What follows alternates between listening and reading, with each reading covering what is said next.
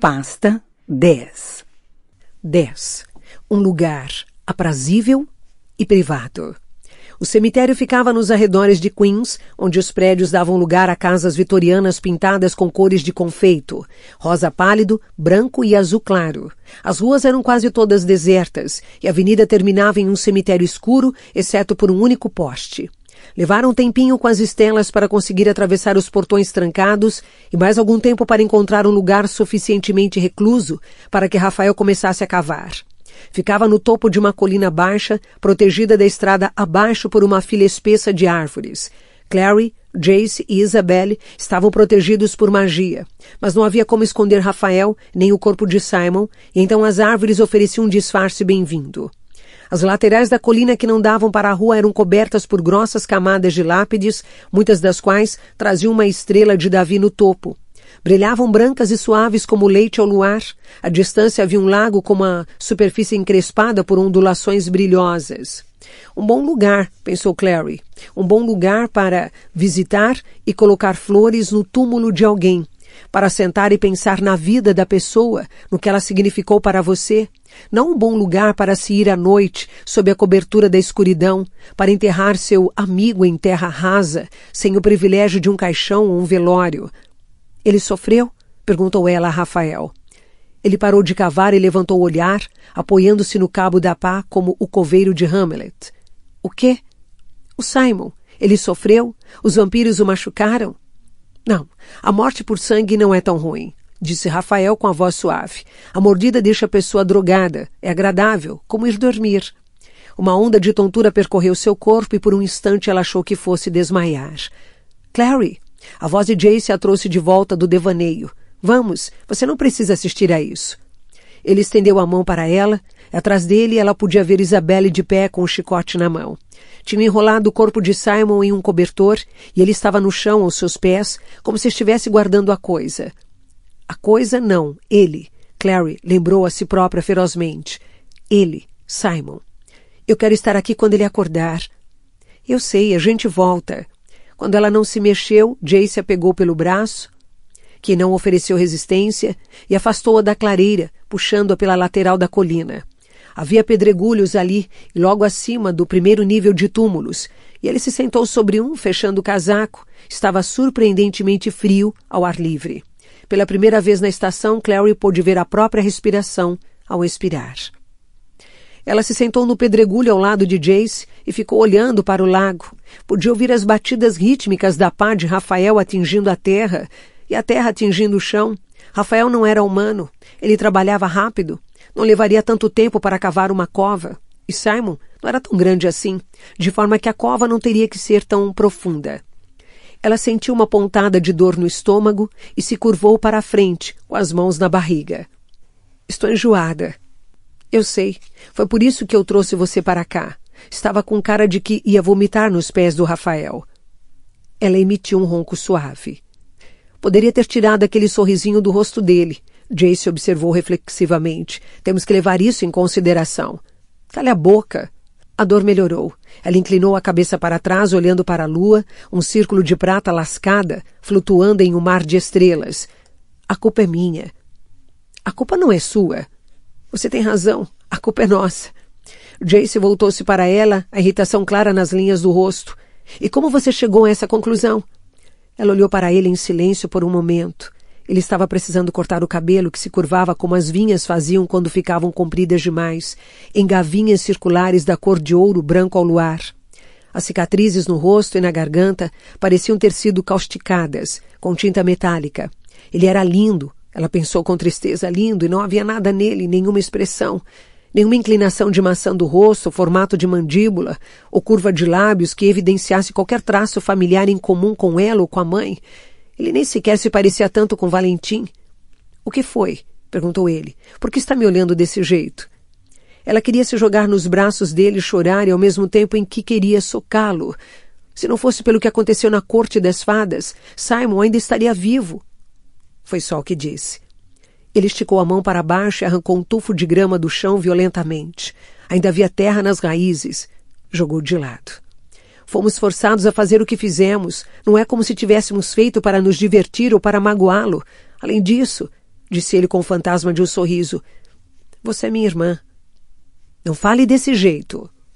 O quê? Irmã? Ele balançou a cabeça. Quando eu era pequeno, percebi que se você disser uma palavra diversas vezes e rápido o bastante, ela perde o significado. Eu ficava acordado repetindo as palavras várias vezes para mim mesmo. Açúcar, espelho, sussurro, escuro, irmã. Disse suavemente. Você é minha irmã. Não importa quantas vezes você diga, vai continuar sendo verdade. E não importa o que você não me deixa dizer, também vai continuar sendo verdade. Jace. Outra voz chamou o nome dele. Era Alec, ligeiramente sem fôlego por causa da corrida. Ele estava segurando uma sacola preta de plástico em uma das mãos. Atrás dele vinha Magnus, absurdamente alto e magro, com um olhar um pouco irritado, vestindo um casaco longo de couro que balançava ao vento como a asa de um morcego. Alec parou na frente de Jace e lhe entregou uma bolsa. Eu trouxe sangue, disse ele, como você pediu. Jace abriu a parte de cima da bolsa, espiou dentro e franziu o nariz. Eu quero saber onde você conseguiu isso. Em um açougue em Greenpoint, disse Magnus, juntando-se a eles. Deixam a carne sangrar para fazer abate halal. É sangue animal. Sangue é sangue, disse Jace e se levantou. Ele olhou para Clary e hesitou. Quando Rafael disse que não seria agradável, ele não estava mentindo. Você pode ficar aqui. Vou mandar Isabelle vir ficar com você. Ela levantou a cabeça para encará-lo. O luar projetava a sombra dos galhos no rosto dele. Você já viu um vampiro nascer? Não, mas eu... Então não sabe de verdade, sabe?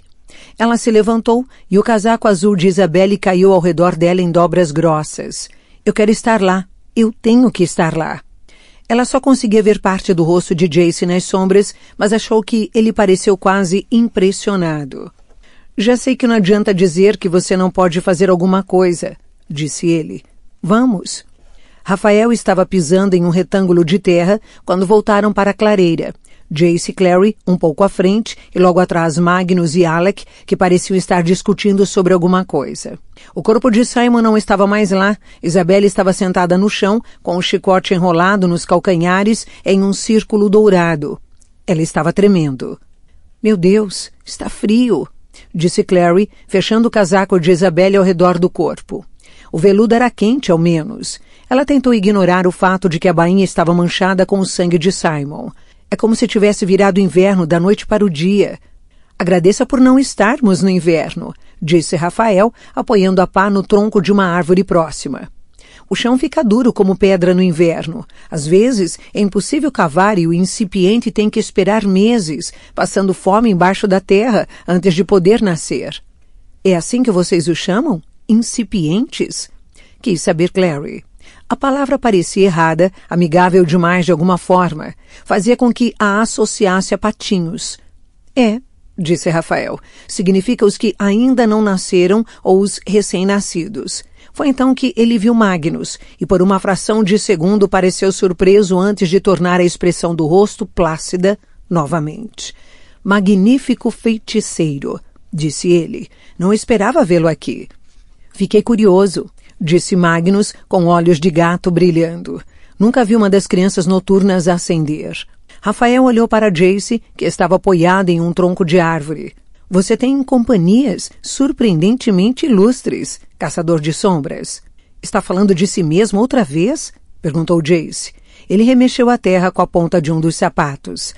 Parece vaidade.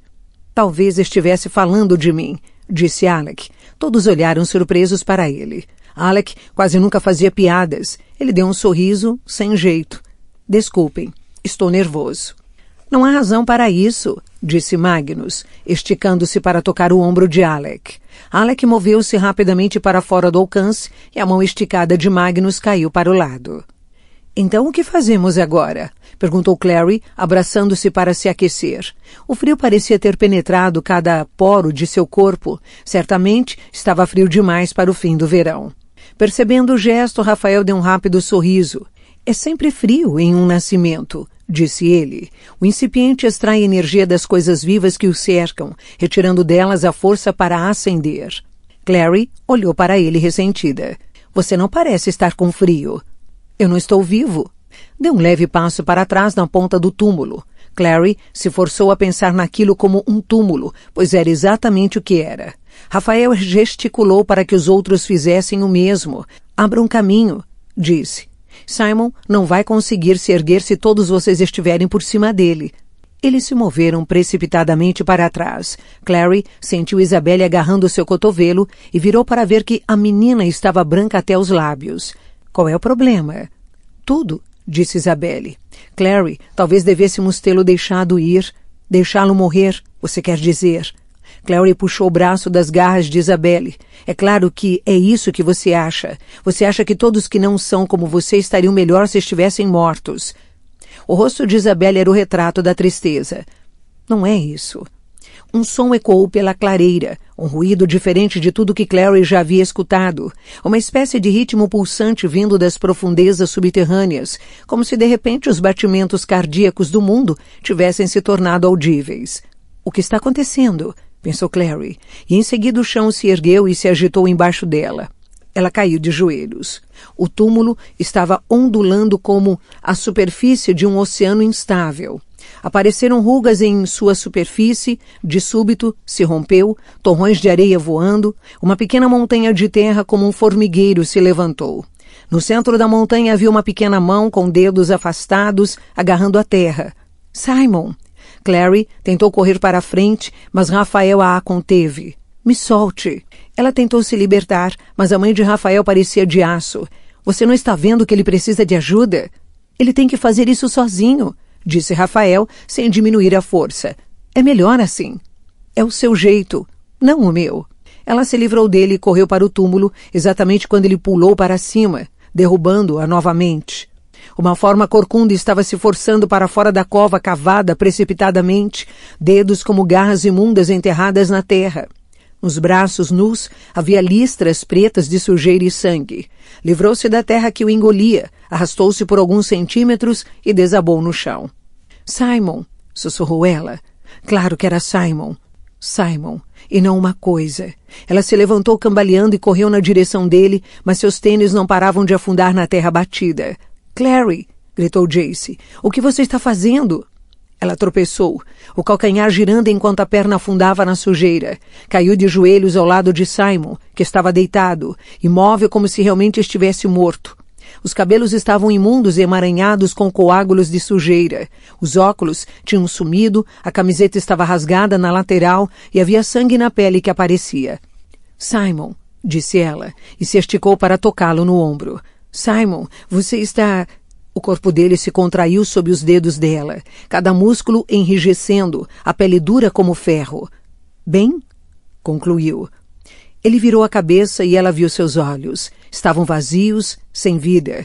Com um grito agudo ele rolou e atacou-a, rápido como uma serpente dando bote, atingindo-a de frente e derrubando-a sobre a terra.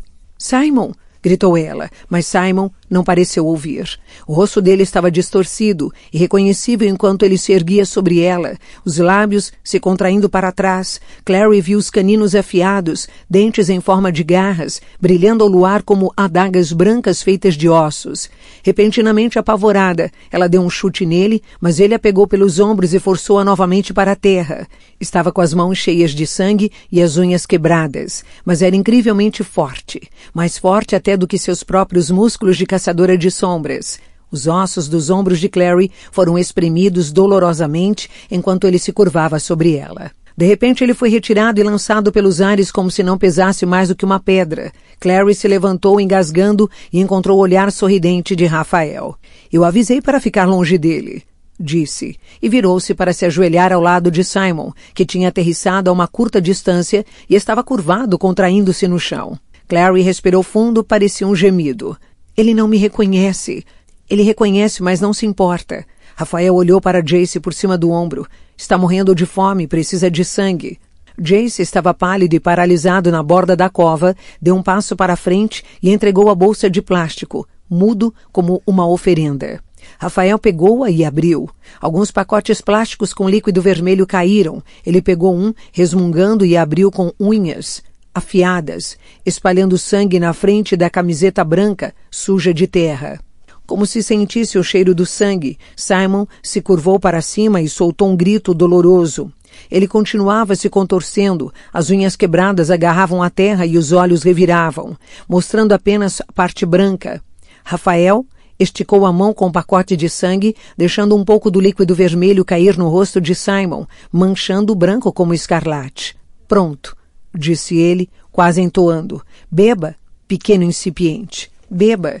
E Simon, que era vegetariano desde os 10 anos de idade, que não tomava leite que não fosse orgânico, que desmaiava ao ver agulhas, arrancou o pacote de sangue da mão, esguia e marrom de Rafael, e rasgou com os dentes. Engoliu o sangue em alguns goles e jogou o embrulho de lado com mais um grito. Rafael estava pronto com um segundo pacote que colocou em sua mão.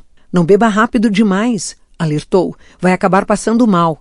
Simon, é claro, ignorou, tinha conseguido abrir o pacote sem ajuda e estava tomando gananciosamente o conteúdo. Sangue corria dos cantos da boca, descia pela garganta e manchava-lhe as mãos com gotas espessas vermelhas. Seus olhos estavam fechados. Rafael virou para olhar para Clary. Ela podia sentir Jace encarando-a também e os outros, todos com expressões idênticas de nojo e horror. Na próxima vez que ele se alimentar, disse Rafael calmamente, não será tão bagunçado. Bagunçado. Clary virou-se de costas e tropeçou para fora da clareira, ouvindo Jace chamá-la, mas ignorou e começou a correr ao chegar às árvores. Tinha percorrido metade da colina quando sentiu dor. Caiu de joelhos, tossindo, enquanto tudo em seu estômago jorrava pela boca em uma enchente poderosa. Quando acabou, ela engatinhou um pouco e desabou no chão. Sabia que provavelmente estava deitada no túmulo de alguém, mas não se importava. Recostou o rosto quente na terra fria e pensou, pela primeira vez, que talvez os mortos não fossem tão azarados, afinal.